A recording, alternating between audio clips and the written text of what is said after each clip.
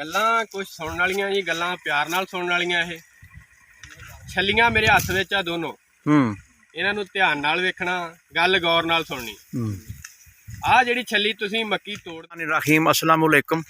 तो ਜ਼ਿਮੀਂਦਾਰ ਭਾਈਓ, ਮਕਈ ਦੀ ਹਾਰਵੈਸਟਿੰਗ ਦਾ ਅਮਲ ਜਾਰੀ ਆ ਤੇ ਬਹੁਤ ਸਾਰੀਆਂ ਗੱਲਾਂ ਵਾ ਜਿਹੜੀਆਂ ਹਾਰਵੈਸਟਿੰਗ ਦੇ ਵਿੱਚ ਨਾ ਸਾਨੂੰ ਨਹੀਂ ਪਤਾ।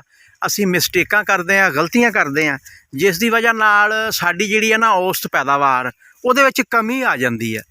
ਤੇ ਕੁਝ ਗੱਲਾਂ ਅੱਜ ਫਾਰਮਰ ਦੇ ਨਾਲ ਹੋਣਗੀਆਂ ਕਿ ਮਕਈ ਦੀ ਹਾਰਵੈਸਟਿੰਗ ਕਰਨ ਲੱਗਿਆਂ ਕਿਹੜੀਆਂ ਗੱਲਾਂ ਨੂੰ ਸਾਨੂੰ ਮੱਦੇਨਜ਼ਰ ਰੱਖਣਾ ਚਾਹੀਦਾ ਵਾ।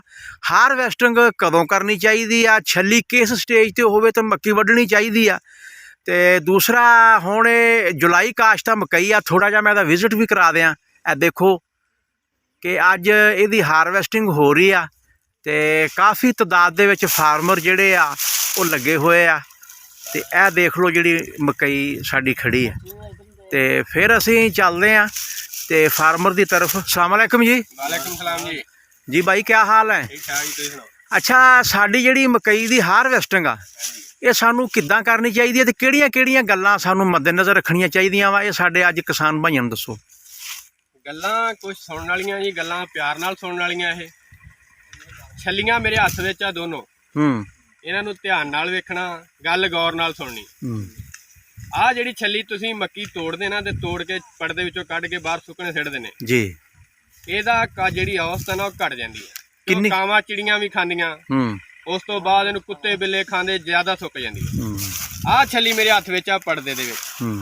ਇਹਨੂੰ ਤੁਸੀਂ ਛੱਲੀ ਨੂੰ ਤੋੜ ਕੇ ਪੜਦੇ ਸਮੇਤ ਬਾਹਰ ਸਿੱਟ ਦਿਓ ਵਾਹਣ ਦੇ ਵਿੱਚੋਂ। ਠੀਕ ਆ, ਸਿੱਟ ਦਿਓ। ਜਿਸ ਦਿਨ ਤੁਸੀਂ ਕੱਢਣੀ ਪੜਦੇ ਦੇ ਵਿੱਚੋਂ 2 ਦਿਨ ਪਹਿਲਾਂ ਕੱਢੋ, ਇਹਨੂੰ ਕੱਢ ਕੇ ਸੁਕਾਓ। ਸੁਕਾ ਕੇ ਉਸ ਤੋਂ ਬਾਅਦ ਇਹਨੂੰ ਸ਼ੈਲਰ ਥਾਣੀ ਕੱਢੋ। अच्छा, औसत भी इसकी ज़्यादा आऊगी। हर कारोबार जिहड़ा कोई भी काम आ तरीके नाल करना, लेकिन ये नहीं भी इत्थे फड़ी ते चक के बाहर सिट दित्ती, ये काम नहीं। आ वेखो, आ कढ़ दित्ती तुसीं पड़दे विचों, ये भी रख लो तुसीं, उदां भी गधवाड़ा खंड इहदा भी रख लो, बाद दे विच कढ़ के वेखिओ, तुहानूं पता चल जाएगा। ठीक, लो जी मेरे नाज़रीन जिन्ने भी सानूं अज देख रहे हैं, इस फार्मर ने जिहड़ी गल कीती आ उहनूं मम्मी रिपीट करदे आ। वो कहंदे कि मकई जदों तुसीं हारवैसट करनी आ पूरी तरह जदों ये खुश्क हो जावे ते फिर भी तुसीं परदे दे विचों नहीं कड्ढणी, परदे दे विच रखणी आ ते हारवैसटिंग करन तो 2 दिन पहले परदे दे विचों कड्ढणी आ ते तुहाडी 10 तो 15 मण फी किला एवरेज जिहड़ी है ना वो वधूगी। ते उम्मीद आ कि साडे जिहड़े किसान भाई आ इन्हां गल्लां ते अमल करके साडी इस महंगी फसल नूं औसत एवरेज नूं वधाउणगे। और कच्ची छल्ली कदे भी हारवैसट ना करिओ, उहदा जिहड़ा वजन आ वेट वो गिर जांदा वा ते 15 तो 20 मन फी किला तुहाडी एवरेज घट जांदी आ। बिल्कुल हारवैसटिंग तुसीं उदों करो जदों परदा खुश्क हो जावे, ये टांडे नालों छल्ली लटक जावे। और लटकण तो बाद भी तुसीं परदे दे विचों छल्ली नहीं कड्ढणी, उदों कड्ढणी आ जदों तुसीं इहनूं हारवैसट करना वा।